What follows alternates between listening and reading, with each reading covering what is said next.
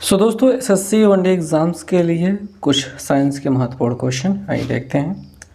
सोरा जो बारूद बनाने के काम में आता है का रासायनिक नाम क्या है? तो इसका नाम है पोटेशियम नाइट्रेट KMnO4 होता है, पोटेशियम नाइट्रेट KMnO4। अगला जो प्रश्न है इसमें कह रहे हैं कि एक अवतल लेंस की फोकस दूरी 15 सेंटीमीटर। देखिए अवतल लेंस की जब फोकस दूरी को रिप्रेजेंट करना होता है तो -15 सेंटीमीटर कह देते हैं। यदि वस्तु को लेंस से 30 सेंटीमीटर की दूरी पर रखा जाता है तो वस्तु को जब रखा जाता है तो U से दिखाया जाता है और ये भी माइनस से ही रिप्रेजेंट किया जाता है। तो प्रतिबिंब की दूरी ज्ञात करना है यानी V की वैल्यू ज्ञात करना है। फार्मूला होता है 1/f बराबर 1/v माइनस 1/u, ये लेंस सूत्र होता है।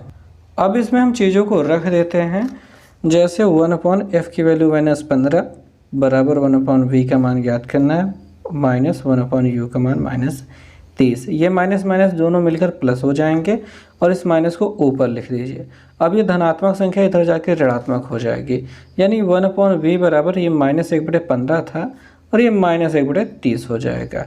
तो इनका दोनों का LCM ले लेंगे तो आपको मिल जाएगा 30 ही। 15 दूना ये 30 होता है तो ऊपर 2 मिल जाएगा माइनस में और यहाँ पे 1 ही मिलेगा, क्योंकि 30 का नाम 3, 1 से गुणा करने पर 1। इन दोनों को जोड़ देंगे तो आपको क्या मिल जाएगा -3 से 30 को काट देंगे तो 10 मिल जाएगा। तो आप देख पा रहे हैं 1/v बराबर -1/10 दिखाई दे रहा है। तो v बराबर क्या हो जाएगा, इसको उलट देंगे तो -10। तो 10 सेंटीमीटर माइनस वाला जो दिखाई दे रहा है ये आपका उत्तर हो जाएगा।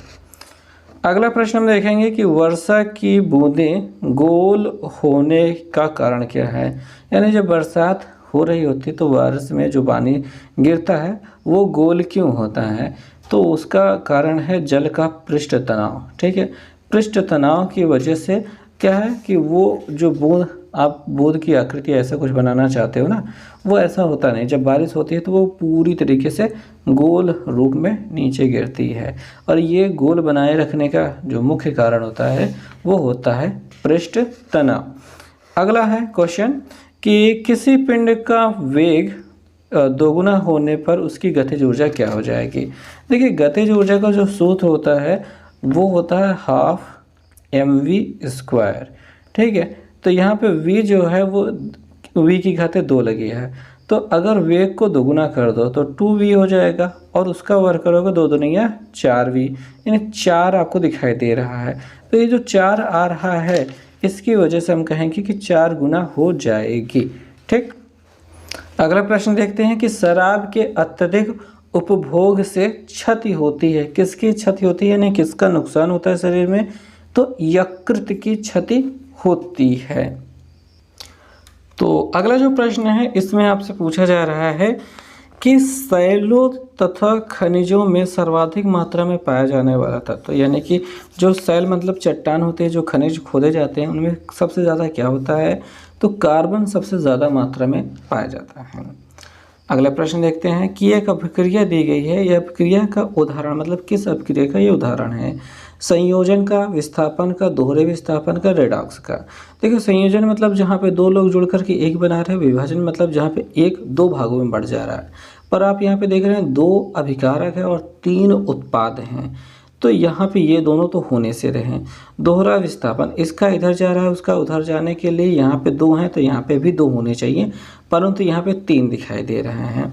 अब बात आ जाती है रेडॉक्स की, जहाँ पे ऑक्सीजन का संयोग होता है ऑक्सीकरण, जहाँ पे ऑक्सीजन नहीं जुड़ता है वहाँ पे अपचयन। तो यहाँ पे देखिए Mn से ऑक्सीजन अलग हो रहा है तो इसका क्या हो रहा है, यहाँ पे ये अपचयन हो रहा है, क्लोरीन जुड़ रहा है तो ऑक्सीकरण हो रहा है। तो बहुत सारी चीज़ मतलब ऑक्सीकरण और अपचयन दोनों चीज़ें जब साथ साथ चलती हैं तो यहाँ पे रेडॉक्स अभिक्रिया होती है। तो यहाँ पे फिलहाल रेडॉक्स अभिक्रिया है। ठीक, अगला प्रश्न है दही का जमना कौन सी प्रतिक्रिया या फिर अभिक्रिया है? तो ये रासायनिक प्रतिक्रिया या अभिक्रिया है। अगला है ऑप्टिकल फाइबर होता है। देखो ऑप्टिकल फाइबर किसका बना होता है? तो एक कांच का बना होता है।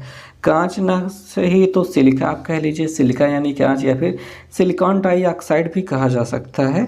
तो कांच या सिलिका या फिर सिलिकॉन डाइऑक्साइड का ऑप्टिकल फाइबर बना होता है। अगला प्रश्न है कि आधुनिक आवर्त सारणी में अंतिम उपधातु क्या है? उपधातु किसे कहते हैं? जिसमें धातु और अधातु दोनों के गुण पाए जाते हैं उनको उपधातु कहते हैं।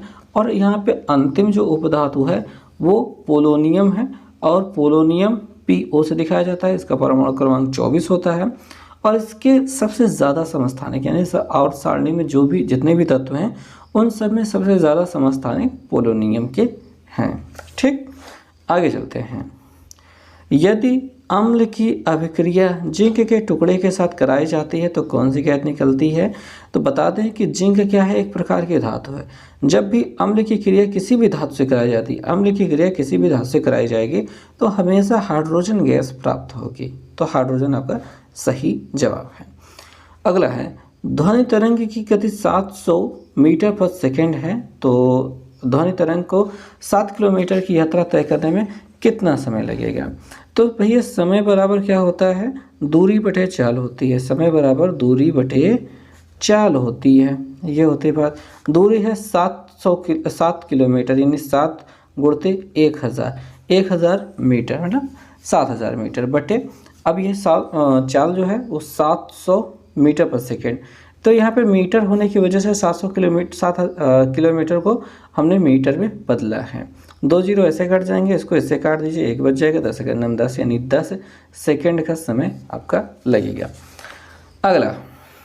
अगला प्रश्न है कि मीथेन गैस बनती है तो सोडियम एसीटेट और सोडा लाइम को सब गर्म किया जाता है साथ में, तो मीथेन गैस बनती है। सिंपल प्रोसेस है। ठीक, आगे। हीरा और ग्रेफाइट में मुख्य अंतर क्या है? हीरा और ग्रेफाइट में मुख्य अंतर ये है कि हीरे की जो संरचना होती है वो चतुष्फलकी कहलाती है और ग्रेफाइट की षटकोणीय कहलाती है। देखिए, कोई कुचाला, कमज़ोर, मुलायम, ये सब तो होता ही है, वो ज़्यादा महत्वपूर्ण नहीं है, पर इसकी संरचना ज़्यादा महत्वपूर्ण है। हीरे की चतुष्फलकी और ग्रेफाइट की षटकोणीय होती है। आगे बात कर लेते हैं। शुष्क सेल यानी कि जो बैटरी होती है आपके टॉर्च में पहले लगती थी, दिखाई देती थी, अब तो नहीं दिखाई देती है, उसका जो जिंक की सतह, जिंक मतलब जिंक का खोल होता है। ठीक, अगर मैं आपको चित्र बना के दिखाना चाहूँ तो आप देख सकते हैं कि ऐसा एक खोल होता है जिसके अंदर मटेरियल भरा रहता है और एक कार्बन की रॉड होती है। तो ये जिंक की सतह है, ये कैसा होता है, ये माइनस होता है और ये वाला प्लस होता है। तो यहाँ पे जिंक की सतह ऋणात्मक है। आखिरी क्वेश्चन हम देखेंगे कि आदर्श गैस नियम के अनुसार गैस का ग्राम अणुक आयतन कितना होता है? तो ये 22.4 लीटर होता है। एकदम सिंपल बात है, 22.4 लीटर हमेशा रहता है। ठीक, ग्राम अणुक आयतन मतलब जितना उसका अणुभार है उतना ग्राम अगर कोई गैस लिया जाए तो उसका आयतन कितना होगा, तो 22.4 लीटर होगा। अब जैसे मैं आप फॉर एग्जांपल बता दूं कि हाइड्रोजन है, इसका परमाणु क्रमांक 1 होता है। हाइड्रोजन गैस बनानी है तो H2 लेना होगा, इसका अणुभार कितना हो गया, 2 हो गया।